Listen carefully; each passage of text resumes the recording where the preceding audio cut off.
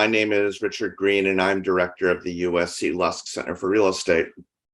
And I'd like to welcome you to the first Lusk Perspectives of the fall semester of 2022. This is a series we have been doing since we went underground in COVID time. So our first Lusk Perspectives was in March of 2020. And it was on the issue of how testing could be used as a way to manage COVID. As we thought about returning back in March 2020, we were thinking we would be done by, May 2020. Could do things like return to the office, return to shopping centers, and so on. Since we've done more than 60 of these podcast webinars, and this is the first one. And as you can see, we have a fairly small but very high quality audience this morning. And I think the reason for that is this is not an issue that is on the radar screen of most people, which is the issue of, is there bias in residential real estate appraisal?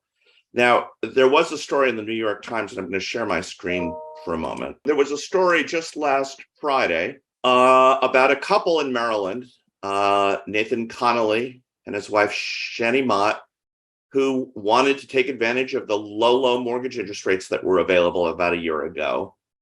And in order to get a house refinanced, of course, you need to get an appraisal so that the lender knows there's enough equity behind the mortgage for it to be a safe mortgage. The appraiser came to look at the house, and this couple had pictures of their kids, pictures of their kids' drawings, books relating to the stuff that Professor Connolly did in his own work, which has been about redlining. And the appraisal came in, as you see, at $472,000. So Professor Connolly, being the good social scientist that he is, removed all traces of the home being owned by a Black family and replaced it with evidence that the home was owned by a white family, had a white friend meet the appraiser at the door. And when the appraiser was done, he said the house was worth $750,000. Now, those of us who care a lot about data will say, well, this is an anecdote, it's an N of one. Unfortunately, it actually is an anecdote that is supported by a lot of data that has been developed over the course of the last 25 years. And in 1998, I published a paper with Michael LaCour-Little in the Journal of Real Estate Finance and Economics, where we showed that African Americans were more likely to be what I'll call lowballed on appraisers than white people were. And by that, I mean, if you're a white person and you offer a certain amount for a house, let's leave California for a moment and say $300,000, which is typical for the United States, the appraisal is going to come in at $300,000 or more. So the appraisal is not going to screw up the loan. Whereas if you're a Black person, with some frequency, the appraisal comes in at less than the value of the house. Now, there has been recently and that matters because basically it doesn't matter what your appraised value is, so long as it's at or above what you offer to pay for a house. If that happens, the loan is going to go through, apart from the other underwriting issues. But from a collateral standpoint, the loan is going to go through. But if it comes in at less than the offer price, what that means is that the potential purchaser of the house either will not get a loan at all or will have to pony up more equity, a bigger down payment, in order to get the house. So it's really consequential whether it really is an on and off switch, whether the appraisal comes in at or above the offer price or below the offer price. The other thing is there was recently a study by Freddie Mac, and we were going to have Vivian Lee, one of the co-authors of that study, participate today, but for reasons that are not in any way her fault, she was not able to join us today. Where they look at about 12 million appraisals, and what they find is that houses located in census tracts with high levels of minorities are more likely to get low appraisals than other houses, with lots of controls in place, a very thorough job that they do. And again, Chase has put a link to that study in the chat. So At the same time, what do we know? We know the home ownership gap between African Americans and whites in the United States is on the order of 25 percentage points, more or less. And there are a number of reasons for that, but clearly, in all kinds of ways, access to credit has been one of the reasons for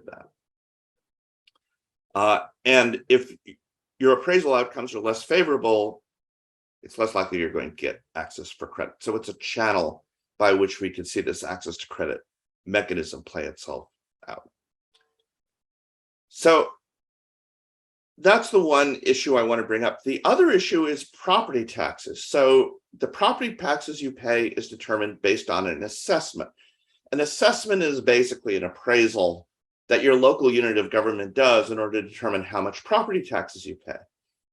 And ironically, while there's evidence that when it comes to home buying and refinancing, Black folks get lower appraisals than white folks do, when it comes to their property taxes, in part for mechanical reasons that one of our terrific guests is going to talk about today, they get higher assessments, which means they pay more in property taxes relative to the value of the house than white people do. So there's a way in which things are sort of coming and going here. And again, just to explain quickly the difference, an appraisal is the thing that determines the amount of a loan that you get. An assessment is the thing that determines how much in property taxes you pay. And so with that introduction, let me briefly introduce my friends Norman Miller and Ruchi Singh. Norman is a person who needs no introduction in the field of real estate academics. If you took a class here at USC within the last 20 years in real estate, maybe it's 25 years, Norm, I can't keep track of these things, but you almost certainly used the book by Norman Miller and David Geltner. There's an undergraduate version, there's a graduate version. We use both books in our curricula. And Norman has been very well known for his contributions, particularly on the commercial real estate side of academia. For many, many years, he taught at the University of Cincinnati for many years. And I remember meeting him at my first academic meeting as an assistant professor when Norm was already sort of a legendary full professor. So the fact that he looks younger than I am should not in any way fool you. He has far more wisdom and experience than I. And then Ruchi Singh, who is close to the beginning of her career, but still has had a really remarkable trajectory over the course of her career. Teaches at the University of Georgia, very well-known applied econometrician in the field of real estate economics, who is focused on assessment. And so we have people who really know what they're talking about in discussing this comment. And so I asked each of them to talk for about 5 to 7 minutes, and then we're going to get into a discussion with me, and then we will open it up to the audience for questions. So Norman, as I said, I wanted to start with appraisal and then move on to assessment. So please take it away. Thank you, Richard. And by the way, I did start my career the same place that Ruchi is at, University of Georgia. It was a good place to be for the beginning of my career.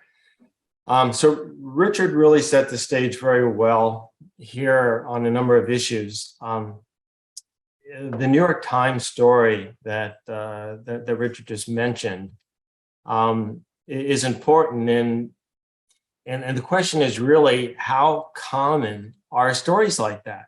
And so Richard also mentioned the Freddie Mac study. I think that one is a valid study worth going into more detail. So I'd like to mention that was, as you said, 12 million appraisals that were evaluated, and 7.4% of the time, which is not much, white purchased homes were appraised at less than the purchase price. And for Black families, that was 12.5% below, and for Hispanic, 15.5% below. That, to me, probably gives us some indication as to the extent of bias out there among appraisers. And of course, you could say the majority are not biased, but this is statistically significant and systematic. There are other studies, by the way, that I don't think are as valid for a number of reasons, which we can go into later on. I would like to mention, too, that AVMs are being used a little bit more than they used to, partly because of this problem Richard mentioned of hitting the mark. That is, there's this incentive to hit the purchase price or the threshold for refinancing or something above it.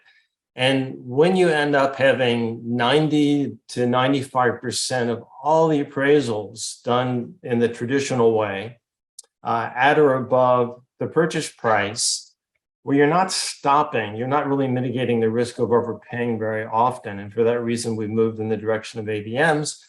And now AVMs are also being questioned as, are they biased? And for full disclosure, I've looked at a lot of AVMs. I work with collateral analytics, or I have for many years, with lots and lots of testing. And it is possible to show bias if you want to. As an example, if you did a regression and you put in Asian, Hispanic, Blacks, Whites as dummy variables, you would find significant loading onto each of those variables, because Asians tend to buy homes that are much, much more expensive than do Whites or Blacks or Hispanics.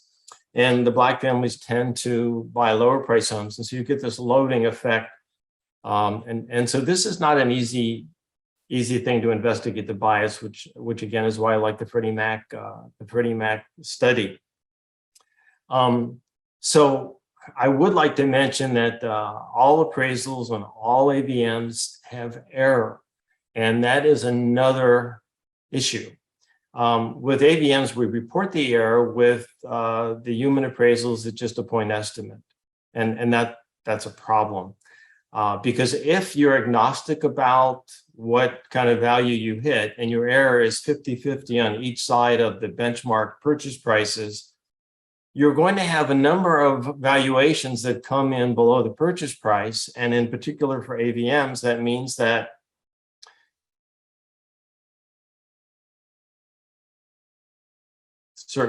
more uncertainty.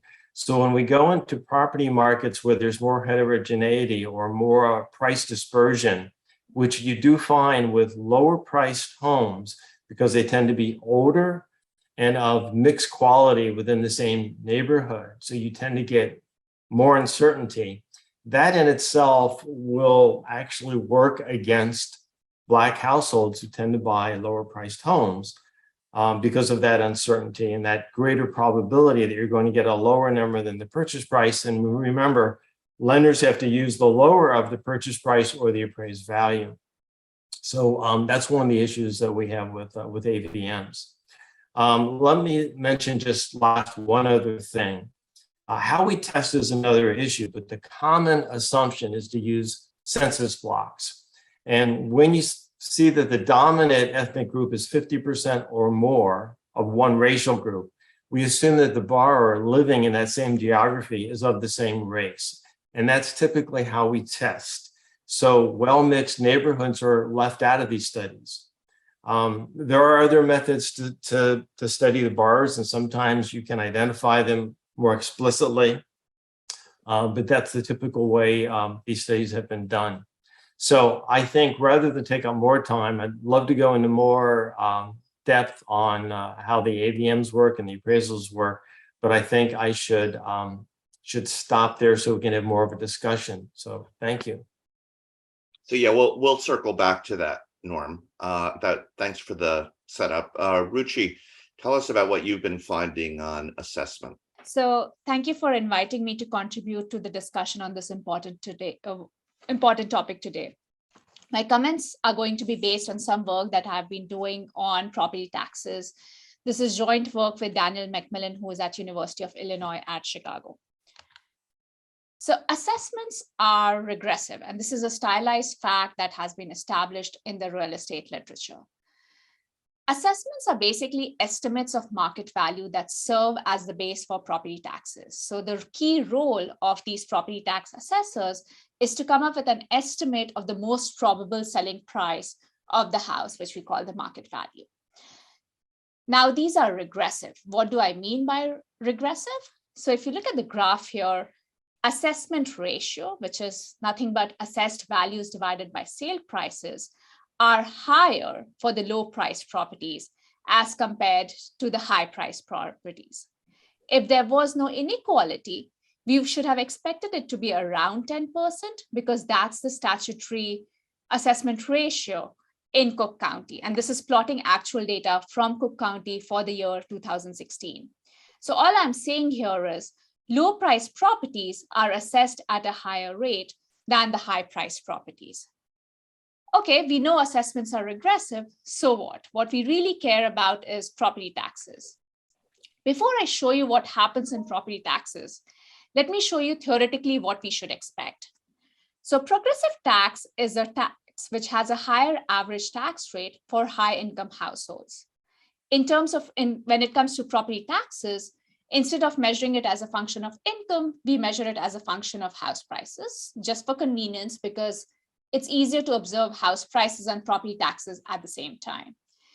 So tax, which is the property tax that we pay, is a function of the tax rate multiplied by the assessed values minus exemption. The most common exemption is Homestead Exemption. In Cook County, it's something like $10,000. In some places in Boston, it's as high as $230,000. What it implies is that for the first $230,000 of your property value, you will not be paying any taxes. Some counties have an assessed value. They charge taxes on a fraction of assessed value. So for example, Georgia, where I am, the assessment ratio is 40%. Cook County, which I'm using as an example, has an assessment ratio of 10%. So all that I'm saying here is you have this assessment ratio, which is assessed values divided by price. And therefore, the tax would be a function of tax rate multiplied by RP minus exemption. If we look at effective tax rate, that's effective tax rate is tax divided by price. So that would be TR minus exemption price. As I mentioned, influence of exemption would eventually become negligible for high price properties. And therefore, what we should theoretically end up with is a progressive tax structure. T is constant by statute, and assessment ratio should not vary by price. So as you can see from the graph, this is theoretically what we are expecting. As the house prices increases, the effective tax rate increases. Let me show you what actually happens in practice. And this again is looking at data from Cook County for the year 2016. Effective tax rate, which again is property taxes divided by price, is higher for the low price properties and is lower for the high price properties. Now, these low price properties, as we would expect, is owned by the low income households, which are more likely to be African Americans and minorities. So they are effectively paying a higher tax rate as compared to rich individuals. So the next obvious question is, why exactly is this happening? The first key reason because of which this happens is a mechanical relationship, because in most counties, hedonic regressions are used to assess residential property prices. And when we are doing regressions, we are doing a regression to the mean, and therefore that has an inbuilt regressivity in it. Some of the other reasons that have been discussed in the literature are similar to some of the points that Norm was raising earlier. When we think about house prices, they vary a lot by location. Characteristics of that particular neighborhood play a very important role. And as you would expect, high-income individuals and low-income individuals live in different kinds of neighborhoods. When assessed values are calculated, the neighborhood characteristics are not completely taken into account. And what that results in is overassessment in neighborhoods which have negative externalities or negative neighborhood amenities, and underassessment in neighborhoods which have positive neighborhood amenities. Moreover, what happens is these assessors don't have information on the quality or the condition of the house. And that could lead to some regressivity too. The second reason is appeals. So the property tax appeals are more likely to be done by individuals who have these high priced properties, who are these richer individuals. And there's also evidence which shows that conditional on a property tax appeal happening, the success rate is also higher for these high priced properties. And that could again lead to regressivity. The other reason is in some counties, you have infrequent appraisals. So instead of the appraisal happening every year, it happens every 2 years or every 5 years, and that could contribute to some regressivity. Some places have assessment caps, which basically says that the assessment values can increase only by a certain percentage in a year. That could again be a problem. Lastly, it is important to remember that property tax appraisers or property tax assessors are required to estimate the market value for each and every property, irrespective of whether the transaction has taken place or not. And this becomes a very difficult problem if you have thin markets. I'll stop here and I look forward to your questions and comments. Thank you. Thank you, Ruchi. So let's circle back to Norm, and you sort of set up the question that I wanted to ask you anyways. Could you, I don't think most of the audience, although this again is an unusually sophisticated audience, really understands how AVMs work. So if you could take a few minutes to tell us how they are estimated and how they are applied. And then the broader question is, given AVMs, do we even need appraisers anymore? And would we bet, and I'll come back to the issues with AVMs. I'm not suggesting they're a panacea, but are they better than appraisers? And in light of, and if you think they are better, do we need appraisers anymore at all? That's a lot.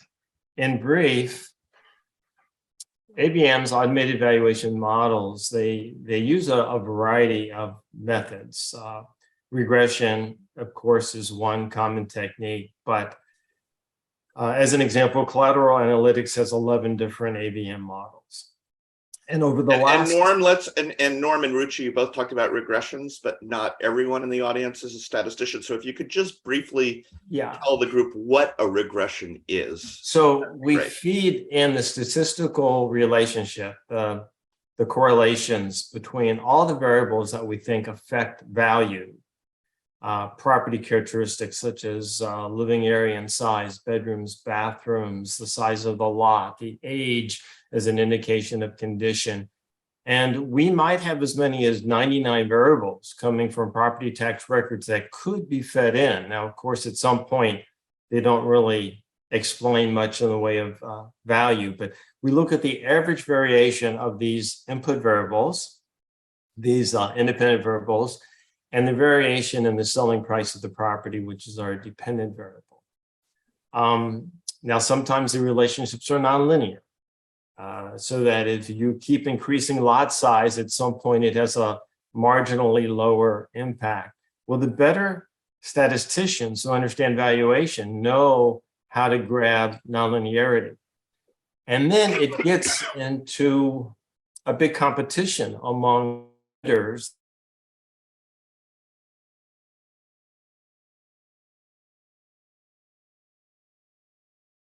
Road noise, school quality, views, all of that can be modeled today because the data is so much better today than it used to be. So we've gotten to the point that residential appraisal AVM error is quite similar to human appraisal error. The common belief is that if we have very unique property, a human should do it because the sample would be too thin.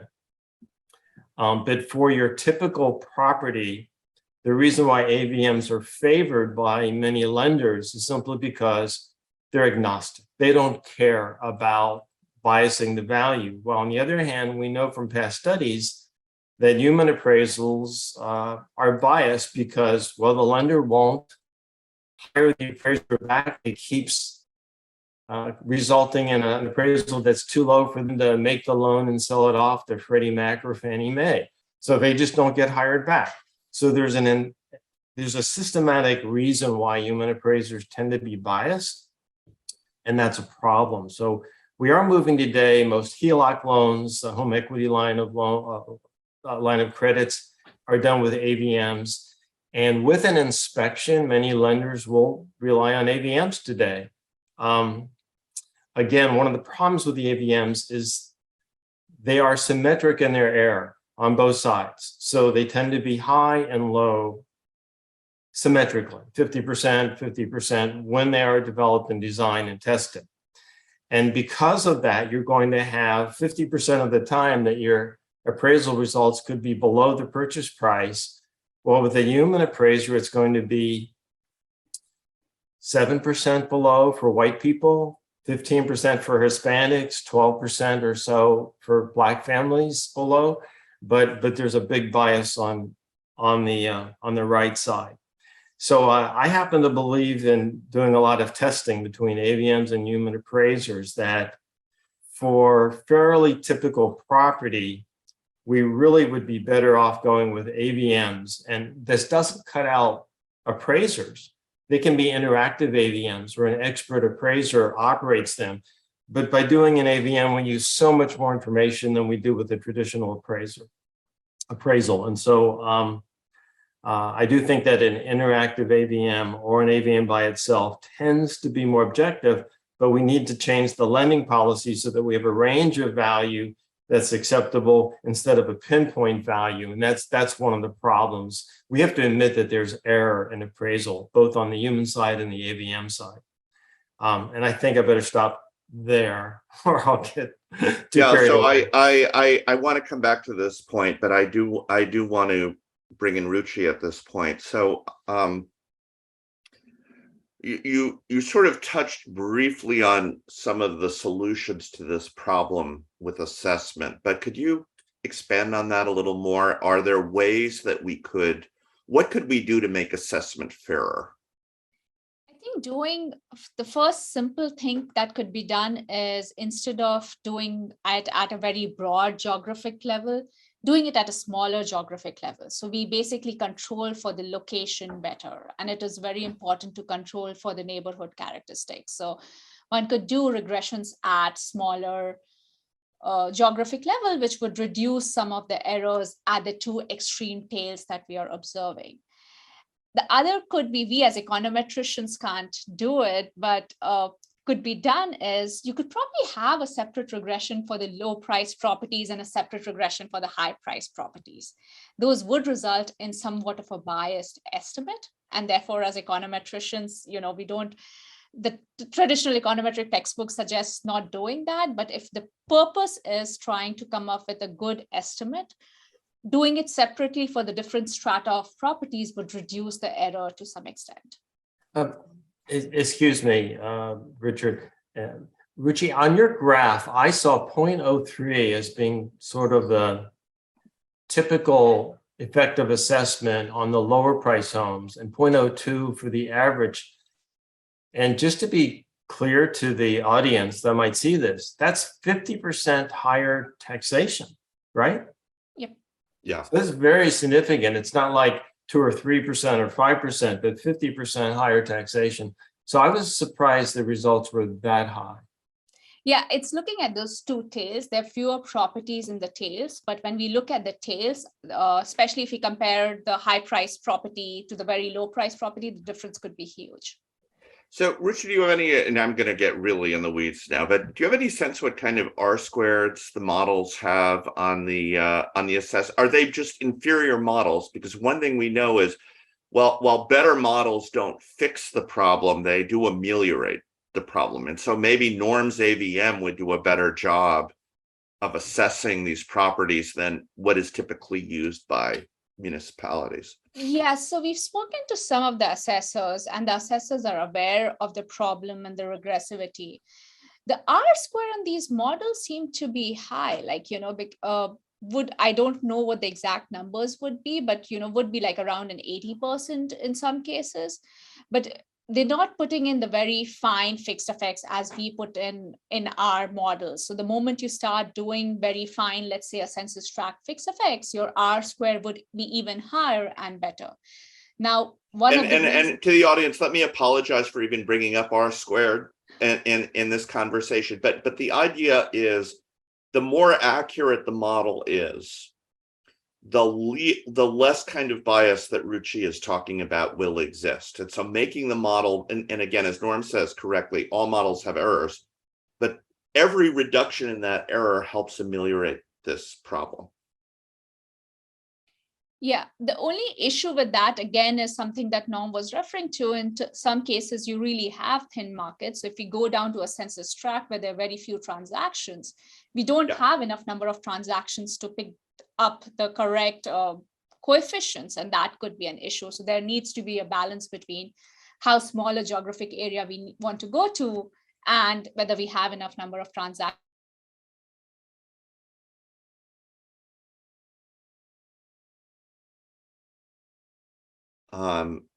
Shows that the houses that African Americans buy tend to appreciate less than the houses that white people buy.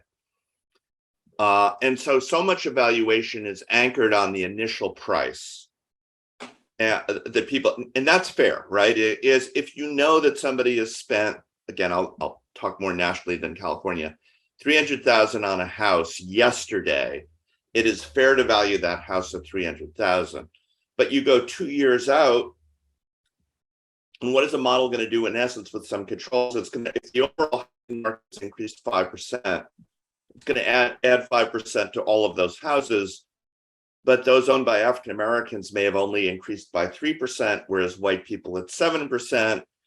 And so you get that the African American houses are overvalued for assessment purposes and vice versa for the Yes, houses and that bought by white problem people. really increases when you're not doing frequent appraisals. So some places do appraisals every 3 years or 5 years. So even if we assume they did a very good job in the first year of doing the appraisals, and as you said, if the high price properties appreciated by much more, then you would see that their taxes have not increased as much as a function of their price.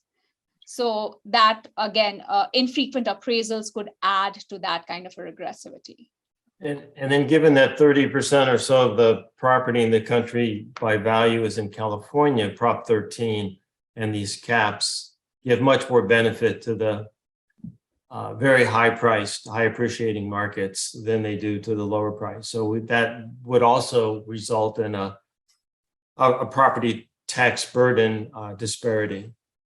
So just a little shameless advertising. We did a Prop 13 Lusk perspective, something like a year or so ago.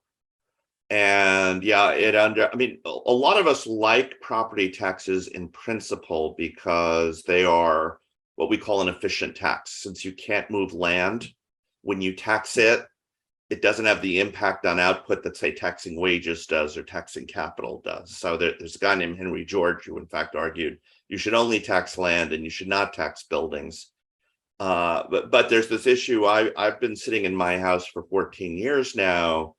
And if I accept that, okay, inflation should go up by the value of inflation, and when I make improvements, yeah, I should get that money back. It's gone up way, way more than those two things. And I have done nothing productive in order for that to happen. And that's the tendency of those of us who like property taxes, is you want to claw back at least a little of that, because that's society that's creating that value for you. That's not you that's creating that value for you.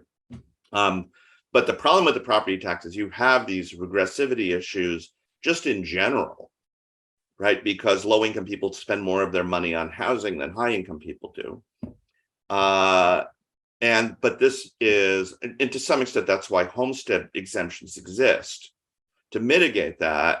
But Ruchi and Dan's work shows that you have this enormous problem of how it's valued has an impact on what people pay. Or I'm trying to remember the very wise person who once said, it's expensive to be poor, because there's stuff just costs more for you to live life than other people. Now, Ruchi, on the you made a really interesting point about appeals as well. Yeah. And so I'm guessing, Norm, Ruchi, I will say this about myself: if I think my property tax valuation is too high, which is actually impossible for me in California because I have a Prop 13 valuation, but I'm going to challenge it, right? And not only going to challenge it, I'm going to take a regression model and show where they're wrong. Yes. Do we have any sense, and Norm, I'll open this to, like, who actually does do that? Who do we know anything about the characteristics of people who challenge their property tax assessments? I haven't seen an empirical study, but I think you're absolutely right that the more educated professional will realize that it's possible to appeal. And I personally have appealed once in Ohio, and I knew the evidence to put together. And then I appealed once in Washington State, and I knew the evidence to put together, and won in both cases. And I can't imagine that process would be very easy for somebody that didn't have the awareness of the tools, the data, the professionals to hire. It would be very challenging. So I think you're right, but no, I haven't seen a systematic study about it. Yeah, there are some studies which suggest that, these individuals who own these high priced properties, just because they have more income, and going back to what Norm is saying, they have the kind of resources to, hire a lawyer, and even if they can't do it themselves or don't want to spend their time doing it themselves, would make appeals. So the proportion of people who are making these appeals are more likely to be high income individuals, and they're more likely to be successful when they make an appeal. And in fact, there's one study which shows that conditional on being successful, the kind of revaluation or discount that they get, or the reduction in appraisal value, is higher for these people. In fact, I had a friend who actually, as Richard, you were suggesting, did this last year in Georgia, and he had a regression-based model. He took it and he was really successful. He did not get exactly the price that he wanted, but very close to that value. Yeah. So I should have said, so anyone in the audience who wants to pitch in, please just put something in the Q&A and we'll be happy to pay attention to you. I should have mentioned this earlier. But Norm, you said something really interesting in our pre-call about the problem with machine learning as a mechanism for developing AVMs. Can you talk a little bit about that?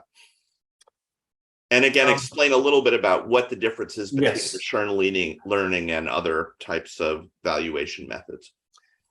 So let me give by way of background, the AVM vendors out there used to be 50 of them. Today, there's no more than a dozen that cover the whole country, and they're all much, much better than they used to be. They're all good, and they all have multiple models. What we don't want to do is use a cascade model, which means go to some vendor that says, I'll use ABC's model and DXC's model and so on, and put them all together, because you don't know what's in there. You don't know what the inputs are and the variables are. And the same thing for machine learning. Machine learning is when we toss in a whole lot of variables and we use it to explain something like selling price, but we don't really have anything that we can interpret in terms of how it explains selling price, because the variables could be interactive and nonlinear and connected in strange ways. And those inputs can include many variables that are correlated with race and ethnicity. And that's the problem. It's not just explicitly putting in a variable, this is a Black household. If you put in variables on income and education level and other socioeconomic variables, you're going to get correlations with race. And you may, in fact, be using a racially biased model without knowing it. So we really don't want to see machine learning models used, period. I don't personally want to see cascades used. I want to see models where I know all the inputs, and I make sure that we work hard to make sure that we're choosing variables that are not correlated with ethnic and racial groups. And then we have a better chance of doing a better job on valuing properties without bias. We're still going to have that problem of more error on Black household and Hispanic properties that are in lower priced areas. And we're still going to have that. So unless we change the lending policies, that's not really correctable statistically. Well, and it's there's so much in lending policy that needs to be changed. And let me just indulge me mention two things. And one has nothing to do with appraisal, but The use of debt to income ratios is really problematic from a couple of perspectives. First of all, they do a pretty bad job of predicting default, which is what you care. If you're a lender, you legitimately care about, do people pay their loans back? And debt to income ratios have very poor track record of doing that. Unlike, we'll talk about equity, and equity in the house matters a lot. There's no question about that. And actually FICO, for all that there are problems with FICO, actually does a pretty good job of predicting repayment as well. But the other thing is, beyond the fact that it doesn't do a good job of predicting outcomes, is lenders tend to discount contractor income. And I've seen no strong evidence that contractor income is less reliable than salaried income. And so they'll look at a borrower and they will say, okay, you made $80,000 last year, but we're going to count only 60 because it was contractor income. Whereas if you have a salary, it's 80,000. And so that takes people from being eligible for a loan to ineligible for a loan, even though they have the income. And contractor jobs are disproportionately held by people of color.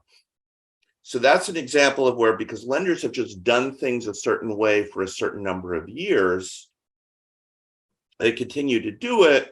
On its face, it appears to be race blind, but it actually has an influence without improving the quality of the book of loans that they have. The other thing, Norman, this is on the whole issue of appraisal. So yeah, if you use AVMs, you're going to have 50% of people are going to get lowballed. That's by construction. That's got to be true. But I wonder if, and again, apologies for mentioning this, I've done some work on this. If you just look at how much money have people put down, is loan to value ratio really that relevant? So like, is 81 really different from 79? Now, what does matter is people do put money into the deal. That we know that money, that matters, but must it be the case that we care so much about these cliffs that we've basically created to determine whether you can get loans at the most favorable terms or not? Well, the LTV, you mentioned before, in terms of predicting default, the LTV matters a lot. Now go back to the loans made 2005 to 2007. A lot of those appraisals justified somebody paying, let's use easy numbers, $125,000 for a house in a modest second-tier city or third-tier city. And they got a $100,000 loan, and they were told that's an 80% loan to value. In fact, that home was only worth a little bit over $100,000. And instead of having $25,000 in equity, they only had a few $1,000s in equity, and they overpaid by, say, $20,000. And nobody stopped it. Nobody mitigated. That is a huge problem. And that is a problem that we have of temptation to hit the mark. The AVM, as you mentioned, is going to have error on both sides. But 80% of the time, it's going to be within, say, 10%, which is going to be closer than the error that we just had when somebody justified $125,000 for a home that was worth more like $100,000. And so we need to have a range of value on the valuation that is acceptable, but we have to get rid of that bias of hitting the mark, because we know, in fact, that during 3 or 4 years, when lending and underwriting standards decreased, that the amount of equity people had in their home was far less than they thought. And that does dramatically affect default. But it is interesting, Norm, that, I mean, Laurie Goodman has shown that the most important predictor of default was the product. So the default rate on 30-year fixed rate mortgages, even for people who were upside down, was remarkably low. I'll never forget talking to a guy at Fannie in like 2009.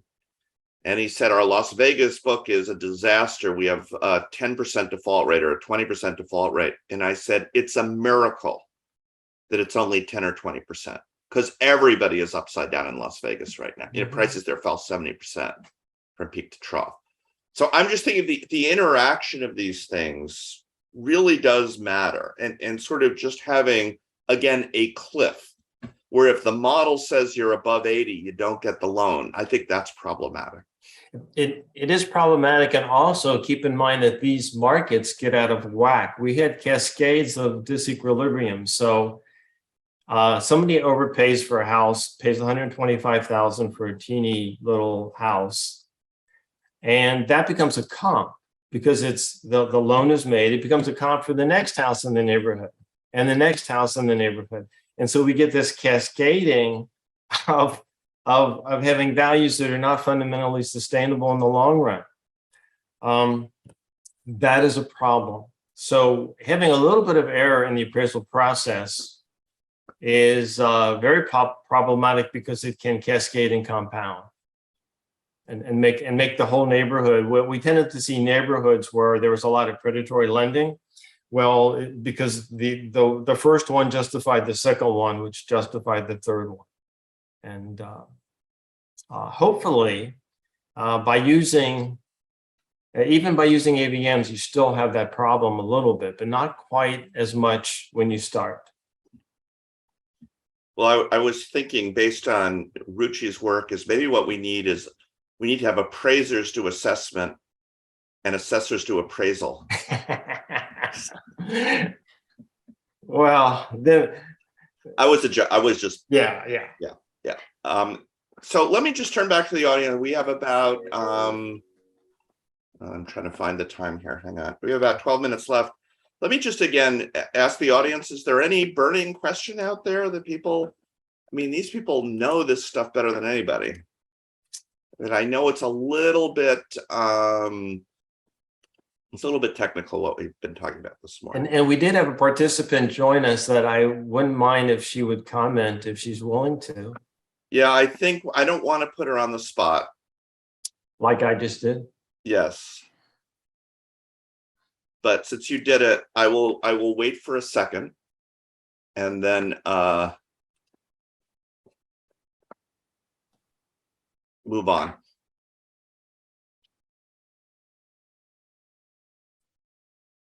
So read Vivian's study, though. It really is very, very well done. And I think Chase put it in the text. So yeah, go ahead. If you wanted to hit some other points here, keep in mind that one of the problems with appraisal, and I bet this is true for assessment as well, most of the appraisers out there, particularly in residential, not commercial, 97% of them are white. 70%. That's the question I was going to ask you. Yeah, 70% are male, and they're mostly older people. There's very few young people. And in fact, in the university classroom, I would tell our students, you know, if you're interested in valuation, go into commercial, don't go into residential. And one of the reasons is this pressure on the industry to hit the mark. And so we find that we don't really attract many professionals into appraisal right now in residential. And so I think we have to rely on people that are good valuation experts, but also statisticians who can come up with more accurate models and rely more on that, and more equitable models. I'm sure that on the property tax assessment, if we notice the effective tax rate is 50% higher for some neighborhoods or groups, there has to be a way of adjusting that and seeking equity. So we need people that are statistically trained, but also understand valuation involved in this process. And I do believe that residential appraisal, as has been practiced the last 50 years, is obsolete, and hoping the lending policies will adjust for that. Ruchi, do you have any thoughts about that? And now I'm going to get hate mail from anybody that watches this. That's you can handle it. Yeah. No, definitely there is definitely scope for improvement, and using some of these more hybrid and complicated methods and econometrics method. The other solution would be like, if you have the higher homestead exemptions, and this is something that I'm interested in studying, is like places which have a higher homestead exemptions, probably the property tax is not as regressive in places which have a lower homestead exemption, because if you have very high amount, that would undo some of the problems that we have in assessments. You know, ironically, Louisiana has one of the highest homestead exemptions in the country when you compare it to the value of the houses. And one does not think of Louisiana as a particularly bastion of progressive thought. But on the other hand, home ownership is something that is considered sacred there. And so I'm pretty sure that's why the policy was put in place. Now, again, at the time it was put in place, I'm also guessing there were maybe 4 Black homeowners in the entire state. No, that's probably not true, but you get the idea. Yeah. It was probably hard to be a Black person to buy a home in Louisiana at the time that policy was put in place. But it is sort of like what we're learning is minimum wage, raising the minimum wage is helpful to people of color getting paid better, disproportionately so. And so it seems like, again, a race neutral policy, but it actually has pretty profound implications across races. And so I think that is a good thought. But the other thing I get at is, you know, awareness of disparity is key. And, you know, on the appraisal side, as Norm said, 97% white. I think about, we had Bill Spriggs on a Lusk Perspectives a year or two ago. And he talked about learning econometrics when he was a PhD student at the University of Wisconsin, which is where I went. And how anytime there were race differences, people would say, oh, there must be some unmeasured variables that explain the difference. It can't be race per se that matters, because that's inefficient. Which shows that if sort of your null hypothesis is that there's not a problem, it takes an awful lot of evidence, maybe an infinite amount of evidence, before you're going to admit that it's a problem. And so both on the appraisal side and on sort of the analyst side, the sort of people Norm is talking about, the statistician side, it's really important to have more diverse participation than we've traditionally had in either of those areas, I think, in order to move the needle on this. Clearly, Ruchi, you're helping on the diversity side, if I may say so, but we need a lot more of it than we see. Okay, Yeah, I am getting some audience questions. New York is trying to do some of these spatial regressions and trying to improve their assessment practices. So at least the property tax assessors are aware, and they're trying to move in the right direction, which is always encouraging to see. Yeah. So we have a few minutes left, and we do have some audience questions, so I want to get to them. Georgetta Banks says that in LA, she's had 2 properties that were given lower appraisals. There was no one I could go to for a reevaluation. So I guess that's more a comment. Georgetta, do you have a question or are you just chipping in with your experiences? I guess I'm from USC PhD, Jean Berinsky. What hasn't been touched on is how to break the cycle that Norman mentioned. Namely, when purchase prices reflect discrimination, they're subsequently used as comps and assessor and valuation work, thereby perpetuating the issues. So yeah, this is key, is data seems neutral, but it actually has biases built into it. So either one of you, do you have ideas about how we break that cycle? This is a tough question. I'll start. The typical dependent variable when we're trying to use statistical methods is selling price. But what happens if everybody in the neighborhood before you overpaid and it was justified and they got the loan because the appraiser hit the mark? So how do you break that cycle? So my belief is that we need longer term equilibrium value models as well as short term price prediction models. And so I think the best models are the ones that help predict default. And so I would love to use valuation models that predict default along with models that just hit the benchmark selling price. But I know that in the appraisal industry, I got into a nasty debate with one of the leading vendors about this questions. And the point was that in my book, just hitting selling price 99% of the time was a useless model. but you have to hit it much less than that in order to break the cycle. And so we need a model that is not going to be too reliant on a short-term price indicator when somebody makes a mistake. So it has to be a little bit more longer-term, fundamentally driven as a valuation model. That's tough. That's tough. And I don't know if that would be accepted. And right now, the acceptance is just a hit selling price as your benchmark. But if everybody did that, they'd be totally useless. So, Ruchi?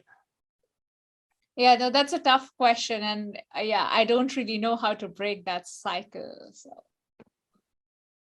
Well, it's the fundamental problem with appraisal is you're basically always using information that's stale.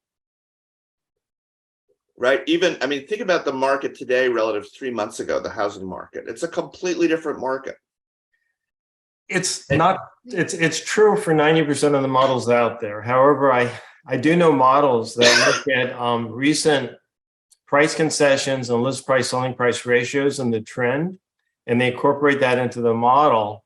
And they do that to try to use the current market dynamics and not just the historical information on selling prices. And so some of the better models do take that into account. And in fact, if listing prices in your neighborhood are dropping down below the old appraised values, that should be your asymptote for how high you appraise a property. So we do need to allow the models to use market dynamic information. And again, I think the better experts would figure out ways of doing this. So Vivian does have a comment, which is, speaking of appraiser diversity, Appraisal Institute has an appraiser diversity initiative, which commits to building a more diverse next generation of appraisers, and Freddie Mac is a core partner in the initiative. And Chase just put a link to that.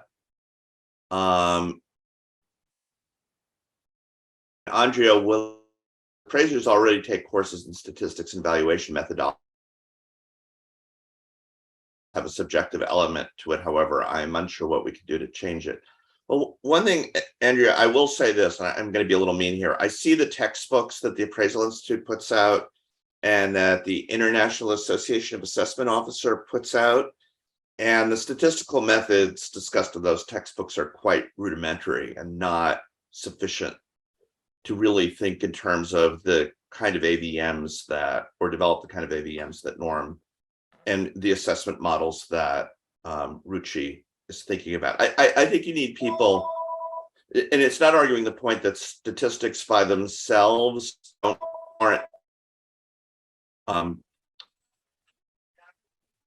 don't have errors. I mean, Norm correctly pointed out that they all do have errors.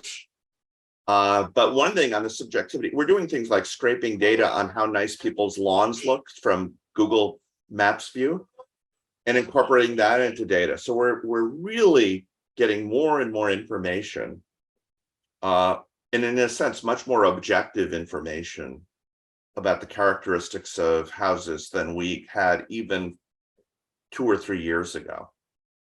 So yeah, we're doing text mining, we're doing image data mining, and the great thing is we're using all of the market information, not just 3 to 5 observations. Yeah. So with that, we have come to the top of the hour. Ruchi Singh, Norman Miller, thank you very much for spending an hour with us today. Thank you for joining us this morning.